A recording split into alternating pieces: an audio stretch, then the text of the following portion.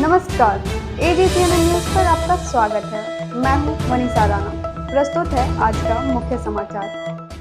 Israel Hamas युद्ध विराम के तहत 4 महिला सैनिकों की रिहाई, 200 फिलिस्तीनी कैदी छोड़े गए।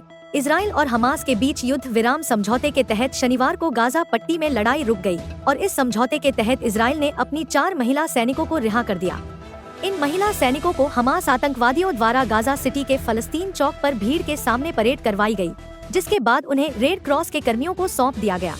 इसके बदले इजराइल ने 200 फिलिस्तीनी कैदियों को रिहा किया, जिनमें 120 ऐसे कैदी शामिल थे जिन्हें इजराइल के नागरिकों पर घातक हमलों के आरोप में उम्र कैद की सजा सुनाई गई थी। हमास ने इजरायली महिला सैनिकों को रिहा करने के बाद उन्हें गाजा सिटी में आयोजित एक सार्वजनिक कार्यक्रम में पेश किया। वहां पर बड़ी संख्या में लोग जमा थे और उन्होंने इन महिला सैनिकों का स्वागत किया।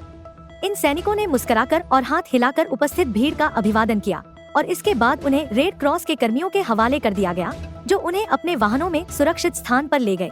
इजराइल ने 200 फिलिस्तीनी कैदियों को रिहा करने की प्रक्रिया को पूरा किया और इनमें से 70 कैदियों को मिस्र भेजा गया, जो युद्ध विराम समझौते के दौरान मध्यस्थ की भूमिका में था।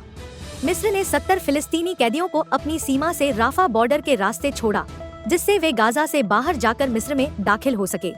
मिस्र के सरकारी चैनल ने इस बात की पुष्टि की कि कैदी राफा सीमा पार करके मिस्र पहुंचे। इजराइल ने यह भी स्पष्ट किया कि फिलहाल वह उत्तरी गाजा में विस्थापित फिलिस्तीनियों को अपने घरों की ओर लौटने की अनुमति नहीं देगा। हमास ने कई बार इजराइल पर युद्ध विराम तोड़ने का आरोप लगाया, लेकिन इस रिहाई समझौते के बाद दोनों पक्षों में कुछ समय के लिए शांति बनी रही।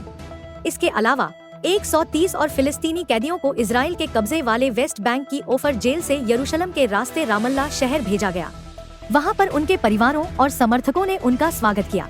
4 महिला सैनिकों की रिहाई के बाद इजराइल में खुशी की लहर दौड़ गई। तेल अवीव के बंधक चौक पर एक विशाल स्क्रीन पर इस घटना को लाइव दिखाया गया, जहां सैकड़ों लोग इकट्ठे हुए थे और इस खुशी के मौके का जश्न मनाया। इजरायली प्रधानमंत्री बेंजामिन नेतन्याहू के कार्यालय ने इस घटना का वीडियो जारी किया, जिसमें महिला सैनिकों का स्वागत करते हुए उनकी मुस्कान और आभार दिखाई दिया। इन घटनाओं के बीच गाजा पट्टी और इजराइल में स्थिति लगातार बदल रही है।